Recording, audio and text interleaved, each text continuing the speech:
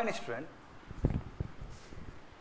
post independence development, class number 5.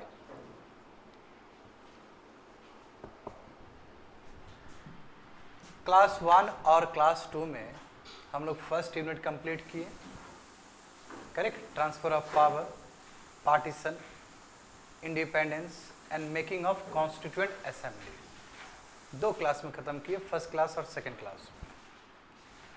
Third class और fourth class में हम लोग कंप्लीट किए पॉलिटिकल इंटीग्रेशन ऑफ इंडिया, और उसमें हम लोग 3-4 टॉपिक लिए थे, स्पेशली 3 टॉपिक्स। फर्स्ट टॉपिक क्या था? Integration of native states into union India, number 1 topic. Number 2 topic था official language issues, and number 3 topic था reorganisation of state on linguistic basis. Yes, we have completed 2 unit. आज हम लोग 3rd unit देखेंगे students, unit 3, और उसमें topic देखने जा रहे हैं, यानी कि broad topic, democracy at work. Democracy at work, और इसमें जो फर्स्ट टॉपिक कवर करेंगे that is first general election of India.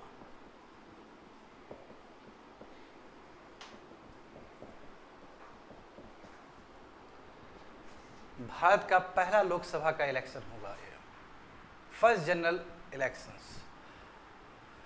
देखो बहुत चैलेंजेस हैं स्टूडेंट्स, लॉट्स ऑफ चैलेंजेस। अब देखो इलेक्शन पहले भी नहीं करवा सकते, हालांकि हम लोग 1947 में आज़ाद हो गए, बट कॉन्स्टिट्यूएंट असेंबली में डिबेट चल रहा था, हमारा संविधान बन रहा था, तो बीच में तो इलेक्शन कर नहीं सकते हैं, क्योंकि उसके लिए आपके पास लॉ होना चाहिए, उसके लिए आपके पास प्रोसेस होने चाहिए। बिना प्रोसेस के तो आप इलेक्शन कर नहीं सकते हो। कोशिश तो किया गया था कि जल्द से जल्द करे, मगर फिर भी जानते हो लगभग 3 साल तो लग ही गया संविधान को बनने में। तो फाइनली संविधान बन के लागू हुआ है 26 जनवरी 1950 को।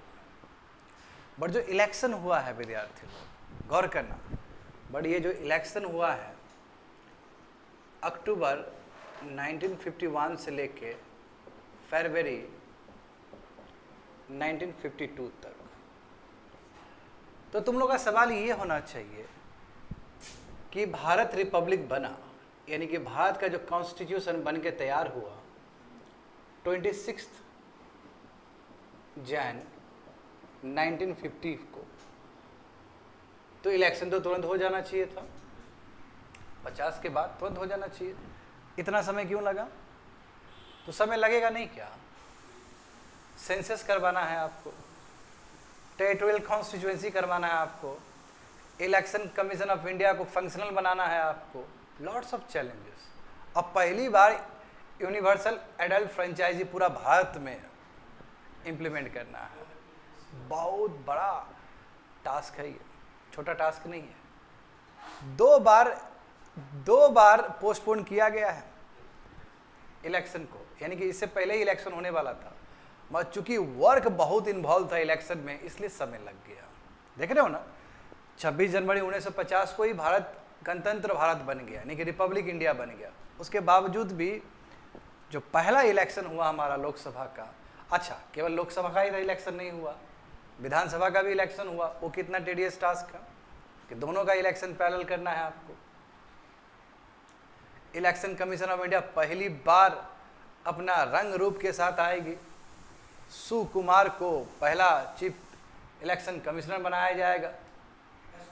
हाँ, सुकुमार, समझे ना? तो हाँ, तो बड़ी बात है ना ये। कितना डिफिकल्टीज है स्टूडेंट, बहुत डिफिकल्टीज है। इंक को यूज़ किया जाएगा ताकि डुप्लीकेशन ना हो। अभी भी इंक यूज़ किया आता है ना, ताकि जो एक बार वोट दे दिए तो फिर आप दोबारा ना कास्टिंग करो अपना वोट। इंक को यूज़ करना, इलेक्ट्रोल रोल्स तैयार करना, और ऐसा देश जहाँ पे इस तरह कभी इलेक्शन ही नहीं हुआ है, लोगों के बीच में जाकर पॉलिटिकल अवेयरनेस फैलाना, और ऐसा देश जहाँ पे 85% इलिटरेट लोग हो, उसको जागरूक करना कि भाई इलेक्शन आ गया है, वोट दो।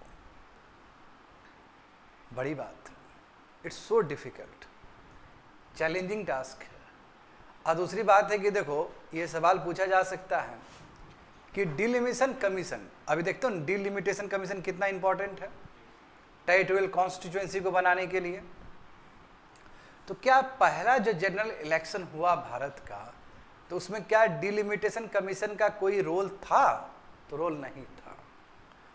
डिलिमिटेशन कमीशन का भी जो रोल प्ले किया वो इलेक्शन कमीशन ऑफ इंडिया ने किया है student. Very very important point two note down, ये बहुत ज़्यादा इंपॉर्टेंट, इस पर मैंने बहुत रिसर्च किया है कल बैठ के, क्योंकि इंफॉर्मेशन मिल ही नहीं रहा है।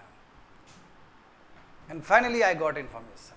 बहुत इंपॉर्टेंट कॉन्सेप्ट है ये, बात समझे।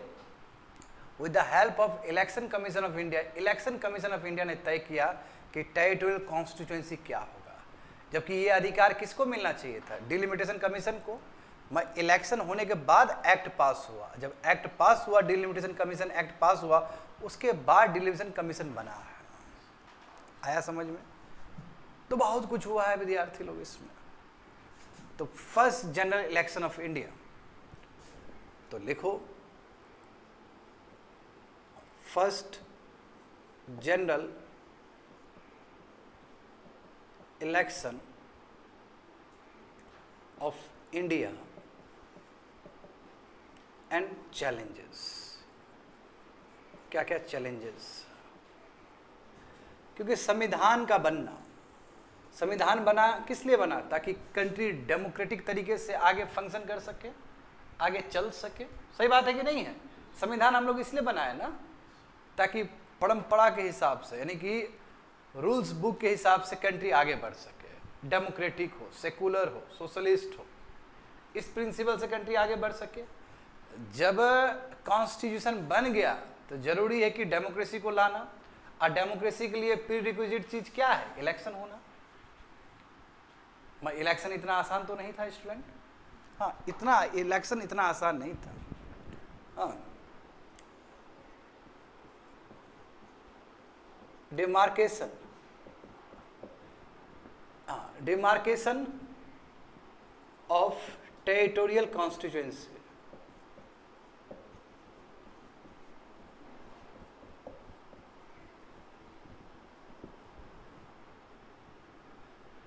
समझ रहे हो ना? Demarcation, demarcation of territorial constituency difficult, इतना इजी नहीं था, नॉट इजी। देखोगे स्टूडेंट, 1951 के सेंसस के हिसाब से, 1951 में सेंसस हुआ है, पहला सेंसस हुआ है इंडिपेंडेंट इंडिया में। तो उसके हिसाब से देखोगे तो 361 मिलियन पीपल हमारे भारत में थे, यानी कि 36 करोड़, 36 करोड़ पॉपुलेशन थे भारत में। और उसमें से 9 से 10% तुम्हारा क्या? मुस्लिम आबादी है। समझ गए? अब ये 1951 के सेंसस के हिसाब से, अब इसको तोड़ना है, टेरिटोरियल कॉन्स्टिट्यूएंसी बनाना है, फिर SC और ST का सीट को रिजर्व करना है, और इंटीग्रेशन ऑफ स्टेट्स अलग ही चल रहा है, पैरेलल चल रहा है वो चीज़ सब। समझ रहे हो ना? अब ये 361 मिलियन में 176 मिलियन ये वोटर्स होंगे, और जितने भी वोटर्स होंगे उसका वोटिंग एज क्या होगा? 21 ईयर्स, 21 ईयर्स और अबव। सही बात है ना? शुरू में 21 साल था वोटिंग राइट्स, बाद में जानते हो राजीव गांधी ने इसको 21 साल से 18 साल कर दिया। तो लंबा समय तक 21 साल ही रहा है। यानी कि कहने का मतलब ये है विद्यार्थी लोग कि 36 करोड़ आबादी में 17.6 करोड़ आबादी वोट देने जा रहा है। तैयारी बहुत तगड़ा चाहिए। हाँ, तैयारी बहुत तगड़ा चाहिए। प्रिपरेशन ऑफ इलेक्टोरल लॉस चाहिए कि नहीं चाहिए? बताओ तो। जाते हो, जब भी वोट देने के लिए जाते हो, नाम रहता है ना वहाँ पे, कागज पे नाम रहता है ना, आधार कार्ड रहता है, दुनिया भर का इन्फॉर्मेशन रहता है ना, वो तैयार करना। लॉजिस्टिक चाहिए जी, लॉजिस्टिक चाहिए, रिक्वायर ह्यूज लॉजिस्टिक। नहीं चाहिए क्या लॉजिस्टिक बताओ तो? पोलिंग बूथ चाहिए तुमको, पोलिंग बूथ चाहिए, पोलिंग ऑफिसर्स चाहिए, मैन पावर चाहिए कि नहीं चाहिए बताओ तो इलेक्शन कंडक्ट करने के लिए? पहली बार कर रहे हैं हम लोग। और दूसरी बात है कि यूनिवर्सल एडल्ट फ्रेंचाइजी है ये, महिलाओं को पहली बार ही हमने दे दिया वोट करना। इतना प्रोग्रेसिव तो यूएसए भी नहीं रहा। हाँ, वुमेन राइट टू वोट करने का अधिकार है। चैलेंज है कि नहीं है? बहुत बड़ा चैलेंज है। अभी नहीं, महिला के नहीं बोले तो सब तो महिला पार्टिसिपेट करेगा। बताओ, यूनिवर्सल एडल्ट फ्रेंचाइजी, यानी कि जिसका 21 साल हो गया, जो भी इलेक्टोरल रोल्स में जिसका नाम आया वो वोट दे सकता है, प्रोवाइडेड वो इंडिया का सिटीजन। यही ना हुआ क्राइटेरिया? तो अब देखो, इससे पहले देश ने विटनेस किया था पेट के ऊपर, पेट मतलब वही आपका एजुकेशन, टैक्स और आपका प्रॉपर्टी को देखते हुए, तो मुश्किल से 10% था आबादी उस समय, 10%। इससे पहले जितने इलेक्शन हुए थे उसमें 10% लोग पार्टिसिपेट करते थे, और अब देखो इतने लोग पार्टिसिपेट करने जा रहे हैं। Tedious task. और इतना ही नहीं, विद्यार्थी लोग साथ साथ स्टेट का भी इलेक्शन करना है। स्टेट का भी इलेक्शंस करना है पैरेलली। समझ गया ना? स्टेट का भी क्या करना है? इलेक्शन पैरेलली करना है। मैप के बिना अच्छा नहीं लगता है, समझे? तो ये बड़ी बात है कि नहीं है बताओ? It's so difficult. Universal adult franchise के रूप में करना, स्टेट इलेक्शन उसका पैरेलली हेल्ड करना। हाँ, इंक का यूज करना, use ink to avoid duplication.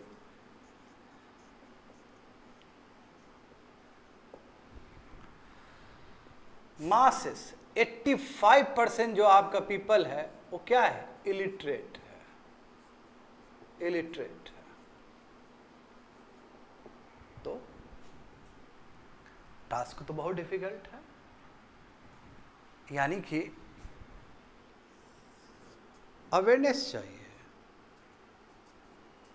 हाँ, पॉलिटिकल अवेयरनेस चाहिए कि नहीं चाहिए बताओ तो? पॉलिटिकल अवेयरनेस चाहिए। कैसे पॉलिटिकल अवेयरनेस होगा? फिल्म के द्वारा, रेडियो के द्वारा फैलाया जाएगा। और दूसरी बात है कि सिंबल कैसा सेलेक्ट किया जाए। सिंबल वही क्योंकि देखो पढ़ा लिखा देश नहीं है, अधिकतर लोग क्या है? इलिटरेट है। तो यदि सिंबल कोई ऐसा चुनते हो जिससे लोग रिलेट ही नहीं कर पाए, तो वो भी तो क्या काम का सिंबल? तो सिंबल क्या होना चाहिए? कॉमन होना चाहिए, डेली लाइफ से जो रिलेटेड है उस तरह का सिंबल होना चाहिए। सिंबल बहुत ही रिलेटेबल होना चाहिए कॉमन लाइफ से, कॉमन लाइफ से बहुत ही ताकि अधिकतर आदमी रिलेट कर सके। So much challenge. हाँ, केवल इलेक्शन कमीशन ऑफ इंडिया बना देना बड़ी बात तो नहीं है।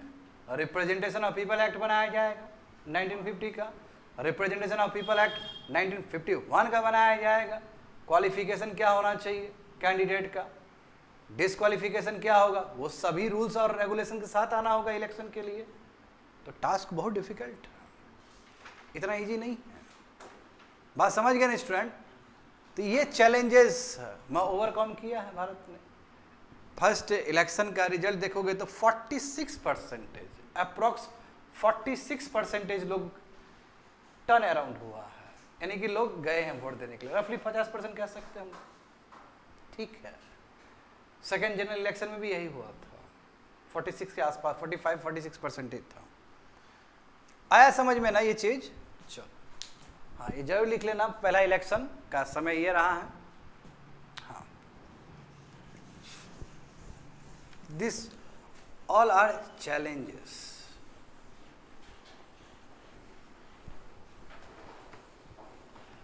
अब मैं कुछ फैक्ट बताने जा रहा हूं तुम लोग को। इससे रिलेटेड देखो, इलेक्शन को कंडक्ट करने के लिए जरूरी है इलेक्शन कमीशन ऑफ इंडिया नहीं, और डिलिमिशन कमीशन और प्लस सेंसस, क्योंकि सेंसस के हिसाब से फिर डिलिमिशन कमीशन क्या करेगा, टेरिटोरियल कॉन्स्टिट्यूएंसी बनाएगा, जो नियम है। तो देखो विद्यार्थी लोग, इलेक्शन कमीशन ऑफ इंडिया, इसको लिखो, election commission of India, very very important body, constitutional body है ये। कब गठन हुआ election commission of India? 25 Jain 1950 को, यानी कि संविधान लागू होने से एक दिन पहले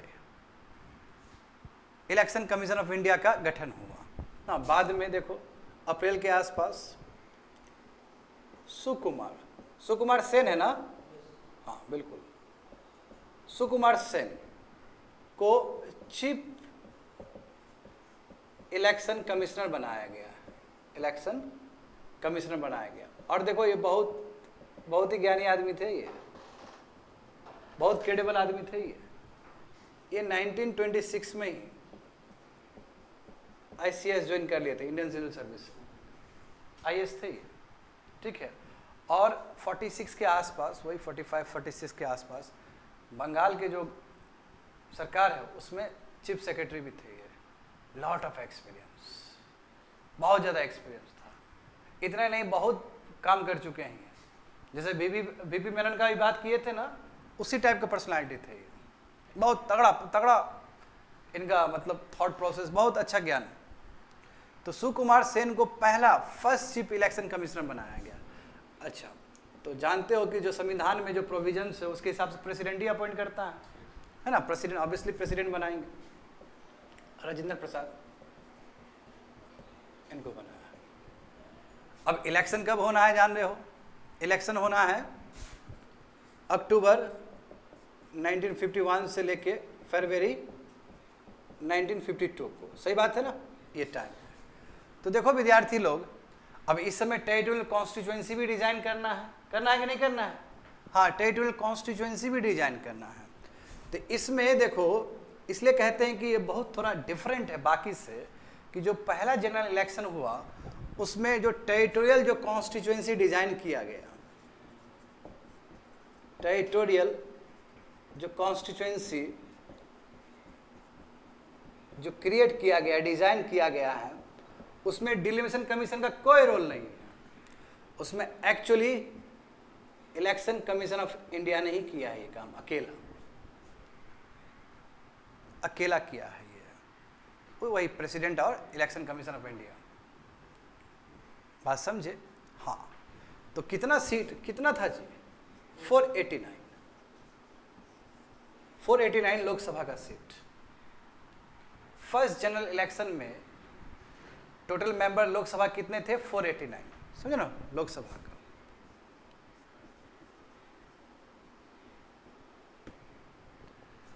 तो हम कह सकते हैं कि ट्रेमेंडस वर्क है टेरिटोरियल कॉन्स्टिट्यूएंसी बनाना। हाँ, और जब ये कर रहे हो तो तुम्हारे दिमाग में बिल्कुल डिलिमिशन कमीशन का भी बात आना चाहिए। हाँ, इसके लिए जानते हो कि ये सशक्त हो, रूल्स और रेगुलेशन के साथ चले, तो जानते हो representation of people act 1950, representation of people act 1951 parliament के द्वारा बनाया गया, ताकि क्वालिफिकेशन क्या हो कैंडिडेट का, किस तरह कैंडिडेट डिस्क्वालीफाई हो सकता है, वो सभी चीज़ बताया गया ना उसमें टोटल। उसके हिसाब से election commission of India election को कंडक्ट करे, ठीक है। तो ये बहुत इंपॉर्टेंट है। अब देखो delimitation, very very important commission. अब देखो डिलिमिटेशन कमीशन का काम क्या है? एक्चुअल में इसका काम क्या है? टेरिटोरियल कॉन्स्टिट्यूएंसी को डिजाइन करना, इसका काम है ये, है ना। इसका जो एक्चुअल जो वर्क है स्टूडेंट, जो कि पहला इलेक्शन में इलेक्शन कमीशन ऑफ इंडिया ने किया है ना, फर्स्ट जनरल इलेक्शन में कौन काम कर दिया? ये election commission of India. Actual में जो टेरिटोरियल कॉन्स्टिट्यूएंसी का जो वर्क है किसके ऊपर होना चाहिए? डिलिमिशन कमीशन।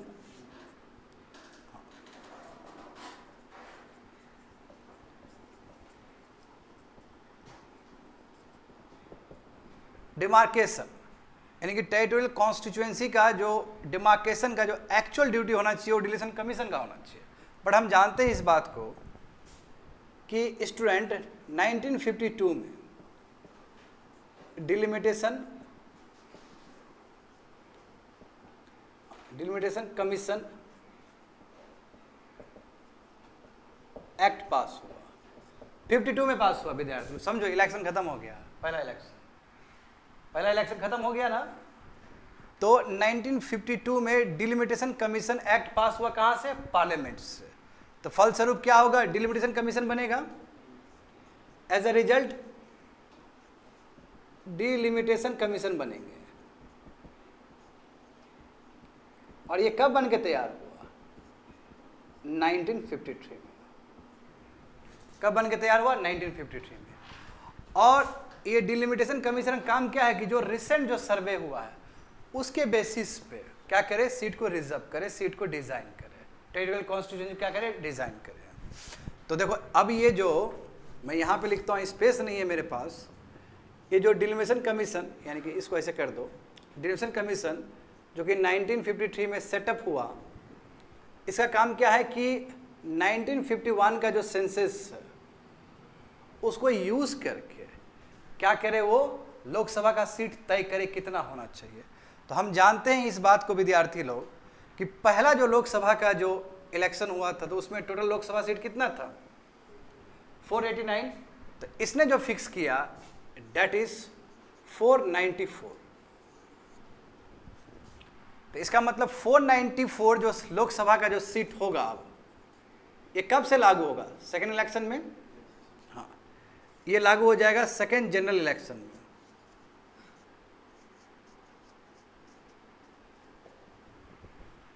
यानी कि कुछ वृद्धि हो गया, 5 सीट का वृद्धि हो गया।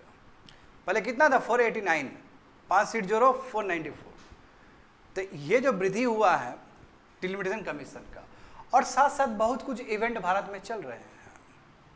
बहुत सारे स्टेट इंडिया का हिस्सा भी बना है, कश्मीर का बहुत सारा चीज चल रहा है। और इसके बाद देखो ये हो गया ना, समझ गए ना? हाँ, तो पहला डिलिमिटेशन कमीशन यूपीएससी में इस बार भी 2024 में भी सवाल पूछा गया ना, ये कब कब बना है डिलिमिटेशन कमीशन, कितना बार बना है? टोटल 4 बार बना है कि नहीं बना है? एक बार ये बना 1953 का, ठीक है, ये मिटा दे। देखो इलेक्शन कमीशन ऑफ इंडिया बिल्कुल संबंधित है दोनों से, क्योंकि जब डिलिमिटेशन कमीशन टेरिटोरियल कॉन्स्टिट्यूशन हो रहा होगा तो बिल्कुल ये अकेला नहीं करेगा, इसके साथ इसका भी वर्क इन्वॉल्व रहेगा। इलेक्शन कमीशन ऑफ इंडिया भी हेल्प करती है ये करने में, इसका भी योगदान है। आप इसको अकेले नहीं कर सकते, ये भी बहुत रोल प्ले करता है। मैं ये कमीशन बनाया जाता है ताकि टेरिटोरियल कॉन्स्टिट्यूएंसी हो सके, डिजाइन किया जा सके, क्रिएट किया जा सके on the basis of recent survey. तो पहला तो ये हुआ। अब देखो यानी कि पहला सेंसस कब हुआ? ये पहला सेंसस है ना, फर्स्ट सेंसस है भारत का। सेकेंड जो सेंसस होगा इंडिया का, सेकेंड पॉपुलेशन सेंसस कब हुआ?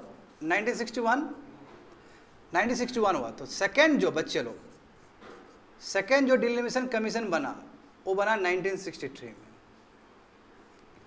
कब बना? 1963 में बना। तो सेकेंड जो बना है उसके हिसाब से जो सीट्स 494 देख रहे हो ना, ये 522 हो गया। कितना हो गया? 522 हो गया। कहे कि सर इतना बड़ा क्वांटम जंप कैसे हुआ? क्योंकि वही रीऑर्गेनाइजेशन ऑफ स्टेट्स, जो इसके पीछे रीजन ये है विद्यार्थी लोग याद करो, पिछले क्लास में हमने गलती से 1955 बोल दिया था। स्टेट रीऑर्गेनाइजेशन एक्ट याद है ना? स्टेट रीऑर्गेनाइजेशन एक्ट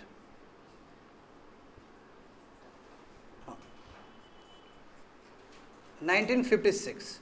तो 1956 में जब स्टेट को रीऑर्गेनाइज किया जाएगा उस हिसाब से देखो यहाँ पे इम्पैक्ट पड़ेगा ना। हाँ, यहाँ पे इम्पैक्ट पड़ेगा। इसलिए सीट क्या है? 494 से बढ़ के 522 हो गया।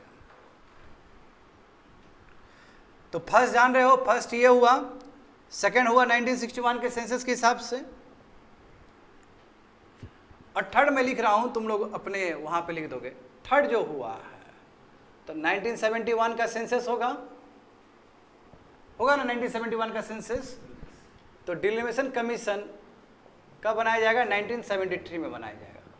और ये क्या करेगा कि टोटल सीट 522 को बढ़ा के 542 प्लस 1 कर दिया जाएगा। 1 इसलिए क्योंकि सिक्किम को भी यहाँ पे स्पेस मिलेगा। ठीक है, टोटल कितना हो जाएगा? ये 543 हो जाएगा। आया समझ में? तो कितना हुआ देखो, एक ये वाला, एक ये वाला जहां पे डिलिमिशन कमीशन कहीं इन्वॉल्वमेंट नहीं था, मैं सीट का बात कर रहा हूं, लोकसभा का, ये वाला है ना, उसके बाद ये वाला और उसके बाद ये वाला। और हम जानते हैं कि इंदिरा गांधी के सरकार ने 42nd अमेंडमेंट करके इसको फिक्स कर दिया कि 2001 का जब तक सेंसस ना हो तब तक 543 ही मेंटेन रहेगा। और उसके बाद क्या हुआ, 84th अमेंडमेंट करके ये चीज़ को 2026 के लिए टाल दिया गया और अभी भी कितना है? 543 है। हाँ, 2002 में भी हुआ था। तो पहला कमीशन बैठा कब, समझ पा रहे हो ना? पहला कमीशन कब बैठा स्टूडेंट? दिस वन, हाँ ये वाला। सेकेंड ये वाला, हाँ ये वाला जिसके द्वारा 494 कर दिया गया। इसमें तो बिल्कुल रोल नहीं है। पहला ये है, दूसरा ये है 61 का सेंसस, तीसरा ये है, और चौथा वाला जो फोर्थ होगा, फोर्थ डिलिमिशन कमीशन जो बना, वो तुम्हारा वही 2002 का। उसके द्वारा कोई 543 सीट्स को घटाया बढ़ाया नहीं गया। उसमें क्या किया गया? बाउंड्री को रीसेप किया गया। स्टेट का जो बाउंड्री है, स्टेट का जो बाउंड्री का जो, हाँ कह सकते हो कि जो टेरिटोरियल जो कॉन्स्टिट्यूएंसी है स्टेट का, हाँ टेरिटोरियल जो कॉन्स्टिट्यूएंसी, उसको रीडिजाइन किया गया। बस इतना ही। बाकी 453 सीट्स तो यहाँ पे भी इंटैक्ट है। तो कितना बार हुआ है भारत में डिलिमिशन कमीशन? 4 बार। 3 बार होल हुआ है और एक 2002 में जो हुआ था वो क्या है तुम्हारा? स्टेट के लिए टेरिटोरियल कॉन्स्टिट्यूशन रीडिजाइन करना। आया समझ में ये चीज़? हाँ। और ये बिल्कुल, और ये चीज़ लागू विद्यार्थी लोग अभी भी होता है।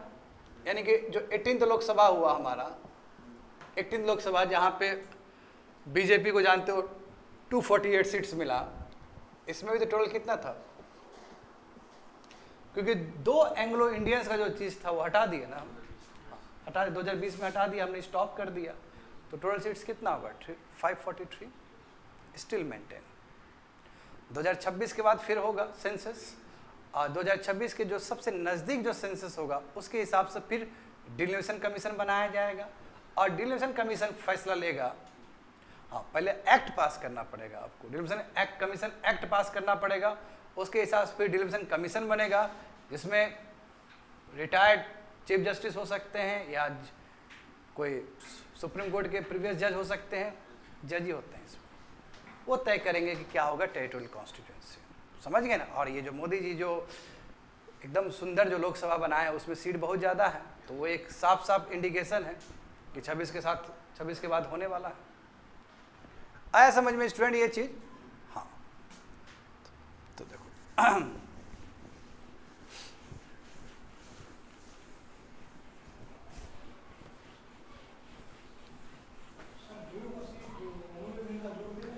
नहीं, उसको नहीं, ये इतना में लड़ा जाएगा।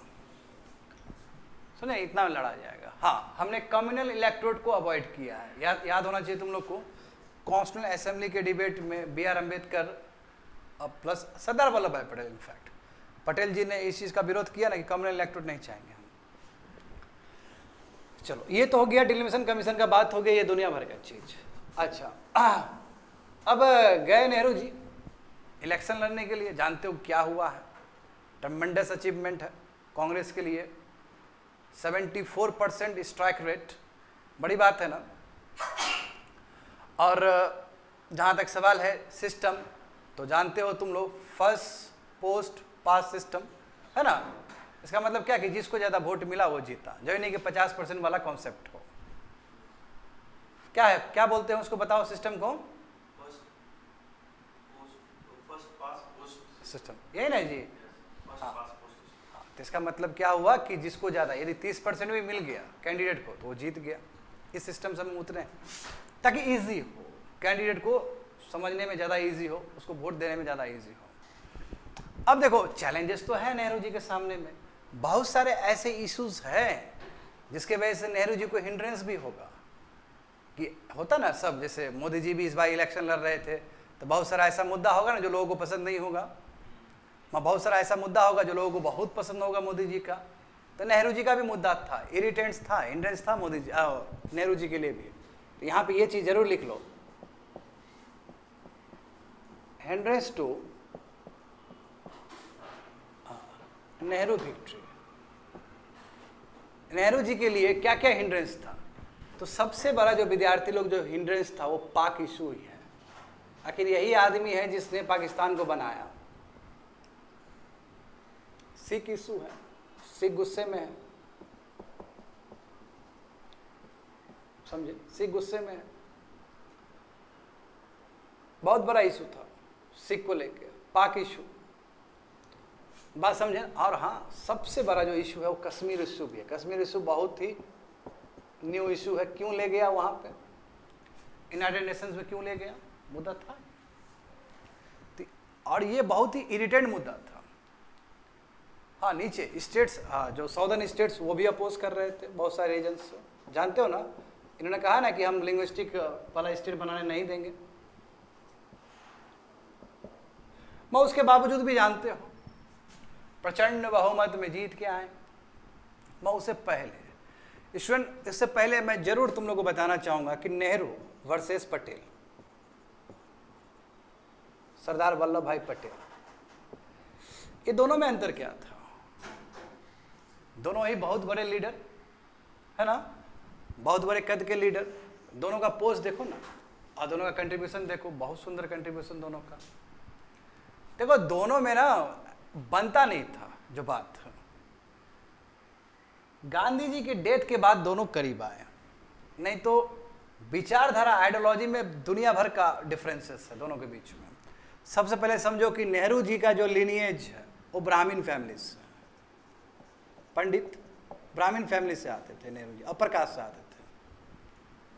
और जो पटेल जी, और हाँ ब्राह्मण फैमिली से आते थे, बट इनके जितने भी पूर्वज हैं, इनके फादर है नेशनल मूवमेंट में बहुत एक्टिव थे। वो मोतीलाल नेहरू नेशनल मूवमेंट में काफ़ी एक्टिव थे, इनके पूरा परिवार ही।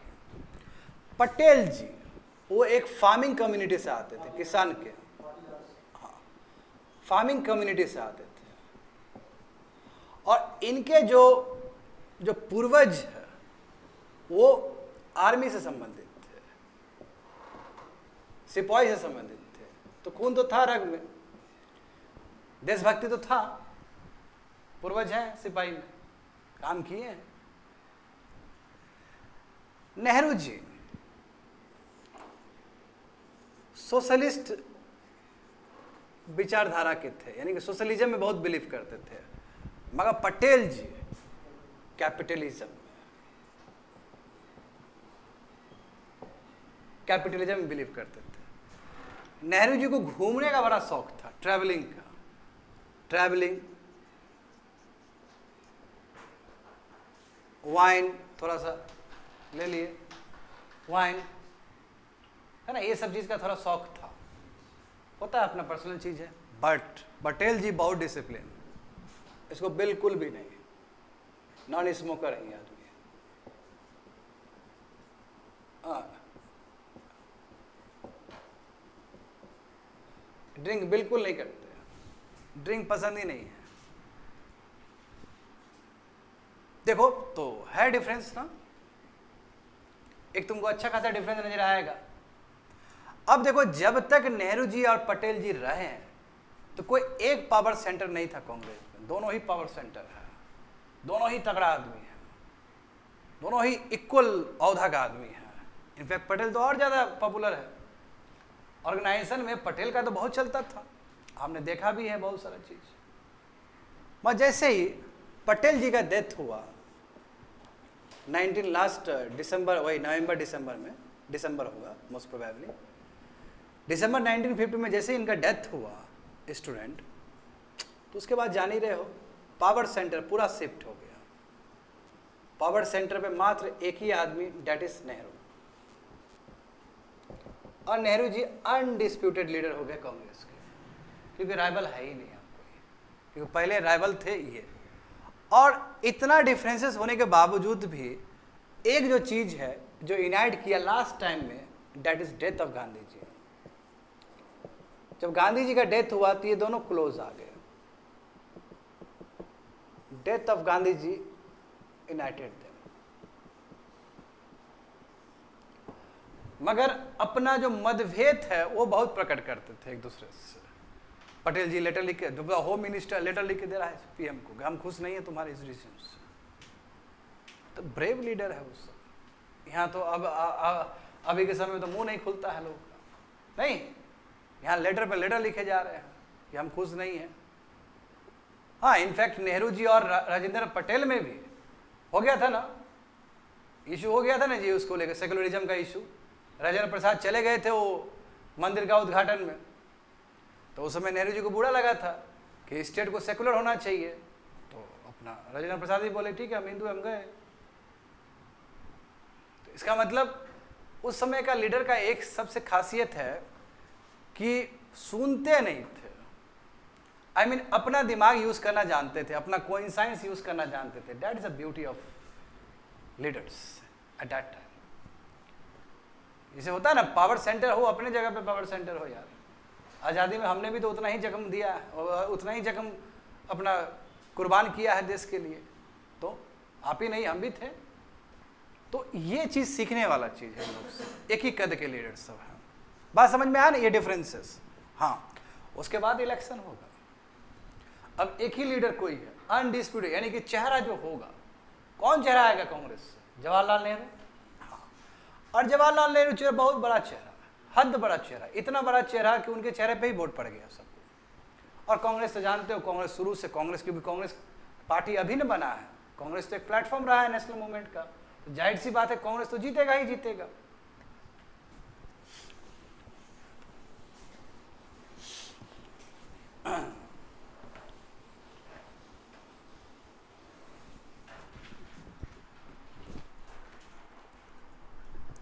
तो लिखो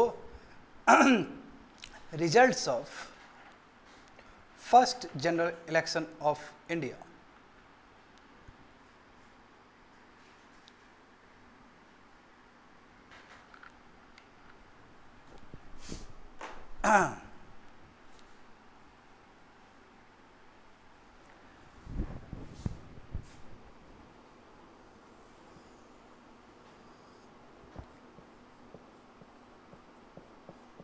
Results of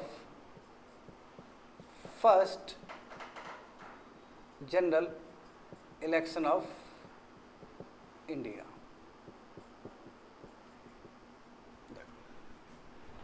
जान ही रहे हो विद्यार्थी लोग,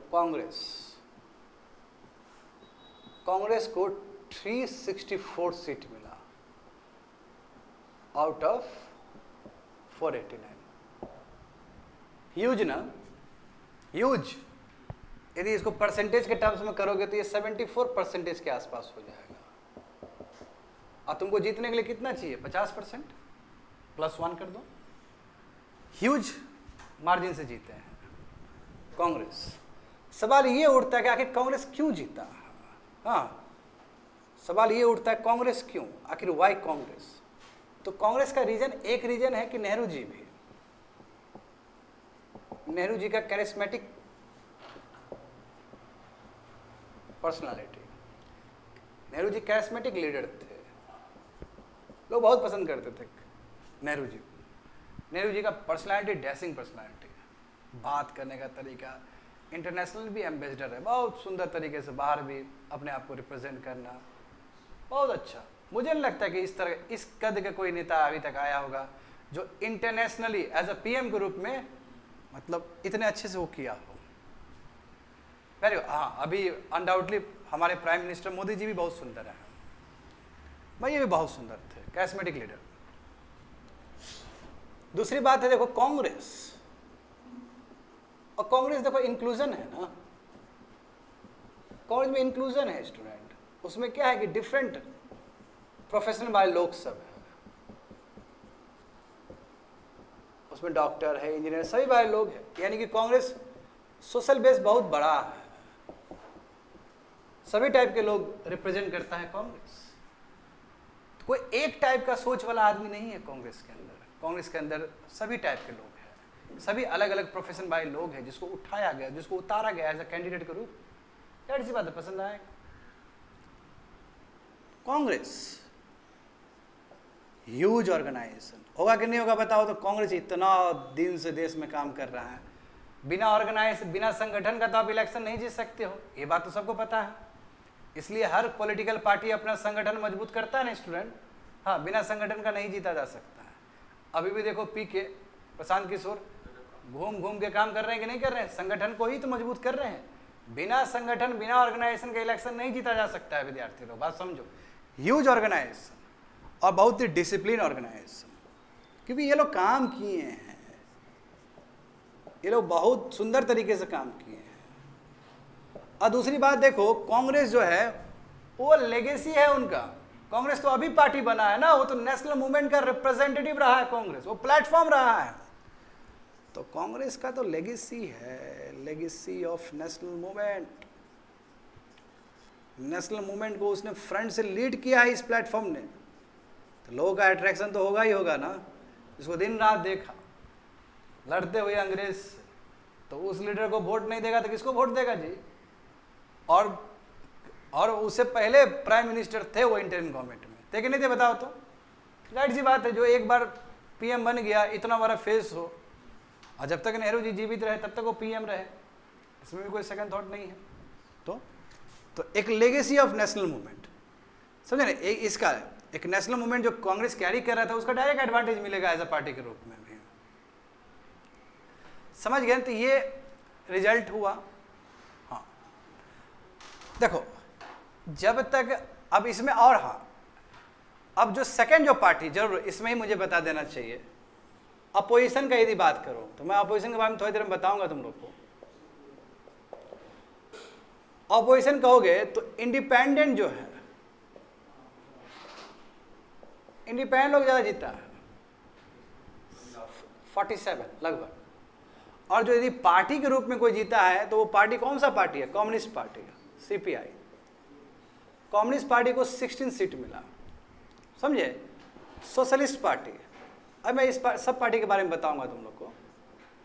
सोशलिस्ट पार्टी को 12 मिला, ठीक है। और जो स्वतंत्र पार्टी है, बहुत इंपॉर्टेंट है, स्वतंत्र पार्टी, स्वतंत्र पार्टी, स्वतंत्र जो पार्टी है वही सी राजागोपालाचारी का, स्वतंत्र पार्टी को मात्र 8 सीट मिला, 8 सीट। हाँ वो अब, हाँ और भी बहुत सारा है, बिल्कुल। मैं यहाँ पे ये चीज़ जरूर लिख देना चाहूँगा स्टूडेंट कि 43 पॉलिटिकल पार्टीज लगभग पार्टिसिपेट किए थे, पूरा पार्टीज, और उसमें से लगभग 15 नेशनल पार्टी था, लगभग मैं बता रहा हूँ। तो यानी कि बहुत पार्टिसिपेट हुआ है, 13-15 के आसपास ऐसे कुछ, अगर क्रॉस चेक कर लेना। यानी कि lots of national parties, lots of political parties contest the election. और उसमें से रिजल्ट ये आया, कांग्रेस देखो, और कांग्रेस के बाद यदि आया तो इंडिपेंडेंट का, और यदि सेकंड में कहोगे कोई पार्टी का आया है तो सीपीआई का आया है 16, फिर सोशलिस्ट पार्टी का 12। हाँ सोशलिस्ट, अब मैं थोड़ी देर में बात करूंगा इसके बारे में। स्वतंत्र पार्टी 8। समझ गए विद्यार्थी लोग। तो ये उस समय का परफॉर्मेंस था। इससे तो साफ साफ पता चल गया कि भारत को जो लीड करेगा वो कांग्रेस करेगा, under the leadership of Nehru ji. लंबा समझ गए ना। हाँ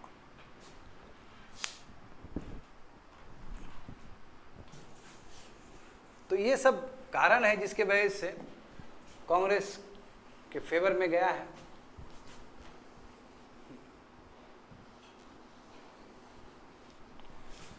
अब अपोजिशन को थोड़ा देखते हैं। ये जो अपोजिशन जो बताए हैं स्टूडेंट्स, थोड़ा इस अपोजिशन के बारे में थोड़ा देखते हैं, जो मेजर जो अपोजिशन सब है। जैसे एग्जांपल देखो अपोजिशन, हाँ देखो opposition parties in first general elections. तो सबसे फर्स्ट हम लोग लेते हैं सीपीआई का, कुछ कुछ पॉइंट लिखते हैं। CPI, communist party of India. अब कम्युनिस्ट पार्टी ऑफ इंडिया जानते हो कि 1925 कह सकते हो। ब्रेन चाइल्ड किसका है? एम एन रॉय का। हाँ, वो वहाँ ताशकंद में बनाए थे, ब्रेन चाइल्ड है। ये क्या चीज़ से प्रभावित थे? बोल्शेविक जो रेवोल्यूशन हुआ था,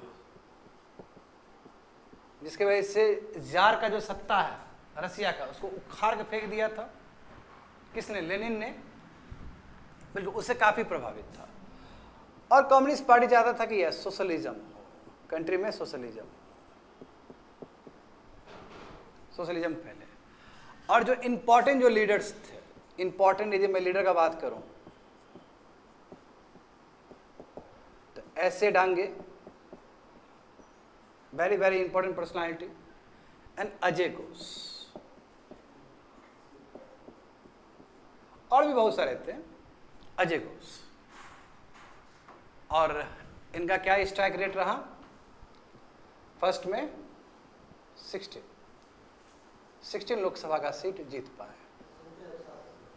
मगर इनका जो कम्युनिस्ट पार्टी का जो छवि जो खराब हुआ, वो हुआ था जानते हो कि सेकेंड वर्ल्ड वॉर के टाइम में जो इमेज जो डिस्ट्रॉयड हुआ कम्युनिस्ट पार्टी का, इमेज जो डिस्ट्रॉयड हुआ था सेकेंड वर्ल्ड वॉर के टाइम में, स्पेशली 1941 में। 39 में स्टार्ट हो गया था ना। हाँ, सेकेंड वर्ल्ड वॉर कब ब्रोकआउट हुआ था? 1939 में। और ब्रिटिश ने क्या किया? इंडिया कॉपरेशन ले लिया, बिना कांग्रेस को पूछे हुए, बिना इंडियन पीपल को पूछे हुए। तो इस चीज़ को लेके कांग्रेस मिनिस्ट्री ने रिजाइन भी कर दिया। याद करो, डे ऑफ डिलीवरेंस बनाया गया मुस्लिम लीग और लिलिंथगो के द्वारा, याद है ना सभी चीज़। हाँ, तो 1951 में देखो, 1951 में रसिया यानी कि उस समय का यूएसएसआर कहो, यूएसएसआर के कहने की वजह से कम्युनिस्ट पार्टी ने ब्रिटेन को सपोर्ट कर दिया था। ये एक बैड इमेज लगता है इसके कि आपने ब्रिटिश को क्यों सपोर्ट कर दिया, समझ गए ना। तो ये एक, हाँ, जहाँ तक सवाल है कि कौन से जगह पे एक्टिव था कम्युनिस्ट पार्टी, तो जानते हो तुम लोग, आंध्र प्रदेश, यस, तेलंगाना वाला रीजन, हैदराबाद वाला रीजन, जान रहे हो ना। हम लोग देखे थे ना हैदराबाद, जब हैदराबाद ऑपरेशन पोलो चल रहा था, उससे पहले हैदराबाद में क्या सिचुएशन था? 3 मेन ग्रुप में एक ये भी थे ना, पैरेलल गवर्नमेंट चला रहे थे, रूरल अपराइजिंग कर रहे थे। आंध्र प्रदेश, बिहार में बहुत एक्टिव, अभी भी बिहार में एक्टिव है, बिहार में एक्टिव रहा। बंगाल, वेस्ट बंगाल ज़्यादा एक्टिव का बात कर रहा हूँ मैं। और केरल में देखो अभी भी एक्टिव है। तो ये कम्युनिस्ट पार्टी ऑफ इंडिया। हाँ, इसमें एक से एक लीडर से स्टूडेंट, मैंने 2 ही लिखा है, अब जाके इसमें बहुत सारा ऐड कर सकते हो। समझ गए ना? हो गया ना? समझ गए ना ये चीज़? अब बात करेंगे हम लोग सेकेंड वाला, मिटा देनी है, क्योंकि अपोजिशन को भी समझना जरूरी है कि क्या, हाँ, प्रिंसिपल क्या है, वही सोशलिज्म। अब बात करते हैं second, socialist party. Very very important party है, सोशलिस्ट पार्टी है। आखिर ये कांग्रेस का ही सोशलिस्ट पार्टी था स्टूडेंट, याद होना चाहिए। सोशलिस्ट पार्टी है ना, जो बनाए थे 1934 में आचार्य, हाँ, नरेंद्र देव, इन्होंने बनाया था, समझे ना। कांग्रेस सोशलिस्ट पार्टी, इनका विजन क्या था? बिल्कुल सोशलिज्म। हाँ, इसमें एक से एक लोग जुड़े हैं। हाँ, जेपी कृपलानी, हाँ हाँ, नहीं, ये आचार्य नरेंद्र देव थे, बनाने वाले, फाउंडर। जयप्रकाश नारायण बाद के सोशलिस्ट पार्टी। हाँ, उसमें और भी लीडर्स होंगे, मगर हाँ, इनका कंट्रीब्यूशन था। तुम क्या बोल रहे हो स्टूडेंट? हाँ, हाँ, इसमें एसोसिएटेड, हाँ, जयप्रकाश नारायण लिख दो, बिल्कुल, बहुत बड़ा शख्सियत। सोशलिज्म, बिल्कुल, देखो सोशलिस्ट पार्टी है तो सोशलिज्म का तो होगा ही होगा कॉन्सेप्ट, है ना। इगलिटेरियन सोसाइटी हो, और ये, और इनका स्ट्राइक रेट देखो, फर्स्ट जनरल इलेक्शन में क्या था इनका स्ट्राइक रेट? 12 सीट। हाँ, वोट परसेंटेज बहुत अच्छा था। हाँ, परसेंटेज अच्छा था। ठीक है, ये सोशलिस्ट पार्टी हो गया। हल्का हल्का इन्फॉर्मेशन देखो। तीसरा देखो विद्यार्थी लोग, तीसरा यदि मैं बात करूं स्वतंत्र पार्टी, नहीं स्वतंत्र पार्टी। अब देखो स्वतंत्र पार्टी का जो फाउंडर थे वो सी राजागोपालाचारी थे, जबकि सी राजागोपालाचारी एक्टिव मेंबर थे कांग्रेस का, मगर कांग्रेस को 1959 में उन्होंने रिजाइन कर दिया। हाँ 59 में, और ये 59 में ही बना है, 1959 में। कौन बना है? सी राजागोपालाचारी। हाँ, सी राजागोपालाचारी नहीं, स्वतंत्र पार्टी 59 में होगा। अच्छा अच्छा अच्छा, रुक जाओ, ठीक ठीक ठीक, आई एम सॉरी। हाँ हाँ, स्वतंत्र पार्टी देखो तो थोड़ा इंटरनेट पे देखो तो, सी राजागोपालाचारी। अरे बाबू मिला है ना, देखे नहीं कितना मिला, 8 सीट मिला है लोकसभा का। हाँ, सेकेंड इलेक्शन में होगा क्या? अच्छा अच्छा अच्छा, तो स्वतंत्र पार्टी को 8 सीट जो मिला था वो सेकेंड जनरल इलेक्शन में है। अच्छा अच्छा, ठीक ठीक ठीक ठीक ठीक ठीक, लिख लो। मैं सेकेंड, हाँ सेकेंड इलेक्शन के बारे में भी थोड़ा देर में बताऊंगा। ठीक है ठीक है ठीक है, तो 59 सही था, बट स्वतंत्र पार्टी को पहला, अच्छा देखो तो स्वतंत्र पार्टी कब बना? 59 में बना, तो जाहिर सी बात है फर्स्ट में नहीं होगा वो। हाँ, उसको काट दो, वहाँ से हटा दो उसको। वो जो इन्फॉर्मेशन दी है वो सेकेंड जनरल इलेक्शन का इन्फॉर्मेशन है। ठीक, तो 1959 में कांग्रेस का वो प्लेटफॉर्म छोड़ दिए और सी राजागोपालाचारी ने क्या किया? स्वतंत्र पार्टी बनाया। अच्छा, ये थोड़ा हटके है, समझे ना? हाँ हाँ, उसमें हाँ चलो से ठीक है।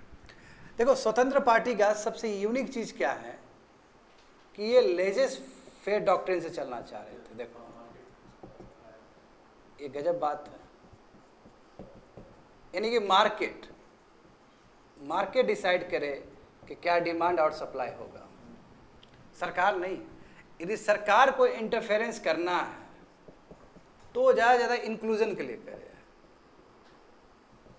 यानी कि मार्जिनलाइज जो सेक्शंस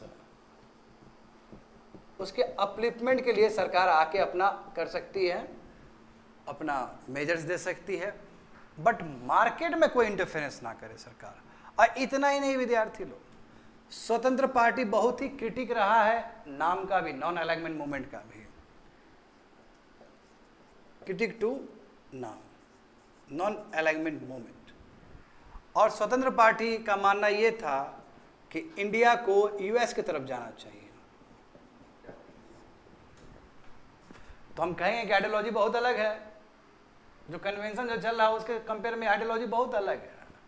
हाँ स्टूडेंट, आई एम सॉरी कि वो स्वतंत्र पार्टी हटा लो वहाँ पे, और वहाँ पे हटा के लिख दो कि जस्ट सेकेंड, क्योंकि देख रहे हो इसका जो फाउंडिंग डेट है वो 59 में है, तो सेकेंड इलेक्शन में होगा, उस तरफ आएगा उसका, है ना, सेकेंड या थर्ड में आएगा जो भी है। तो यहाँ पे देखो स्टूडेंट, ये हो गया स्वतंत्र पार्टी। हाँ, उसी तरह देखोगे तो भारतीय जनसंघ को भी तो पीछे नहीं छोड़ सकते हो ना, वो भी तो उतना ही इंपॉर्टेंट है। भारतीय जनसंघ, इसको भी देखते हैं।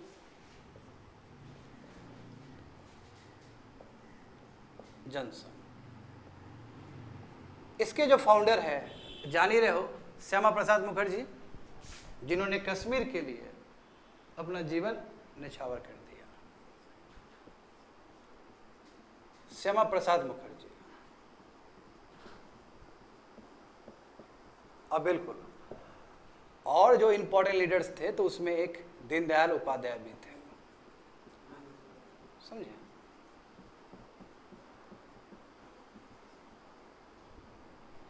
और भी लीडर्स थे।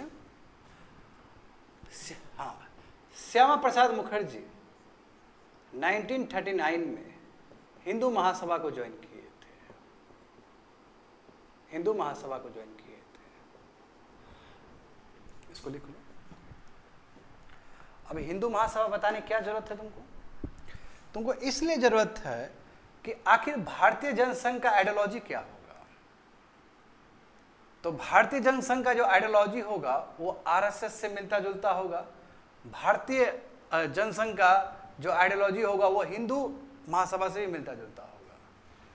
तो ये जो उसका जो जेनेसिस है, जो आइडियोलॉजी है, यही दोनों जगह से मिलेगा, आरएसएस और हिंदू महासभा से। और यही भारतीय जनसंघ है जिसका मानना ये था कि अखंड भारत होना चाहिए, भारत का पार्टीशन नहीं होना चाहिए। तो पार्टीशन के खिलाफ में थे, अखंड भारत का कॉन्सेप्ट यही लोग लेके आए थे। समझ गए, अखंड भारत, एक भारत होना चाहिए। और लड़ते रहे। कश्मीर इशू को लेकर जानते हो, बहुत भोकल थे ना। हाँ, बहुत भोकल थे कश्मीर इशू को लेकर। तो जो आइडियोलॉजी जो कहोगे स्टूडेंट भारतीय जनसंघ का, अब बाद में जानते हो ना कि बाद में यही भारतीय जनसंघ विलीन हो गया ना, क्या बन गया, बीजेपी पार्टी। तो आइडियोलॉजी कहोगे तो आरएसएस और हिंदू महासभा, हिंदू महासभा, हिंदू महासभा और अखंड भारत, यानी कि अगेंस्ट पार्टीशन, पार्टीशन के विरोध में थे। क्या चाहते थे, अखंड भारत चाहते थे, एक भारत होना चाहिए। कश्मीर इशू को लेकर, और हाँ लैंग्वेज, हिंदी क्या होना चाहिए, नेशनल लैंग्वेज होना चाहिए।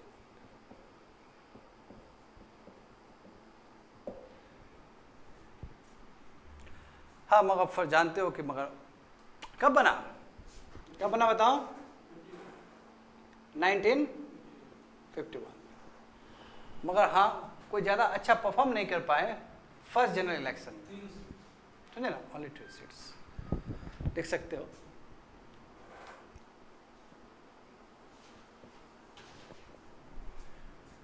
समझ गए स्टूडेंट। तो जो मेन जो पार्टी है, यानी कांग्रेस के बाद यदि कोई आया तो कम्युनिस्ट पार्टी है। कम्युनिस्ट पार्टी कितना मिला, हाँ 16 मिला, ओनली 16 मिला। हाँ, अब ये भी समझ लो, थोड़ा सा ब्रीफ लिखा देते हैं हल्का सा। सेकेंड जनरल इलेक्शन होगा,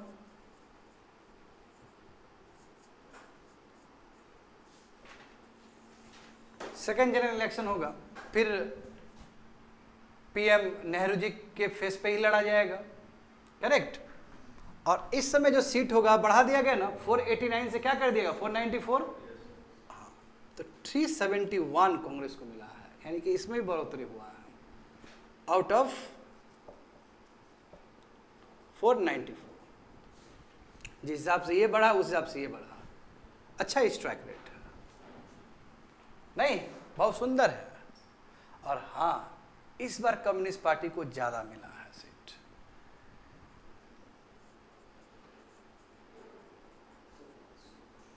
कितना मिला है बताओ स्टूडेंट, इस बार 27 मिला है, जो कि पिछली बार कंपेयर में ज्यादा है, और वोट शेयर भी अच्छा मिला है। और ये इलेक्शन हुआ कब विद्यार्थी लोग, 57, यानी कि स्वतंत्र पार्टी यहाँ पे भी एक्टिव नहीं होगा, यही ना इसका मतलब, बिल्कुल एक्टिव नहीं होगा। तो वो जो बात है वो बैठ जाएगा ठट के लिए, समझे ना। तो उसको काट दो, कहीं से इंफॉर्मेशन मिला होगा, मैंने उसमें डाल दिया। हाँ, और यूपीएससी एक क्वेश्चन भी पूछा था स्वतंत्र पार्टी को लेकर प्रीलिम्स में, क्या स्वतंत्र पार्टी सबसे लार्जेस्ट सिंगल पार्टी था, तो नहीं, कांग्रेस से टूट के ही बना है उसका सबसे अपोजिशन पार्टी, सबसे बड़ा अपोजिशन पार्टी, 69 का जो बात था, याद करो। जब तब तक इंदिरा गांधी आ चुकी थी, इंदिरा गांधी आ चुकी थी ना। इंदिरा गांधी कब आई,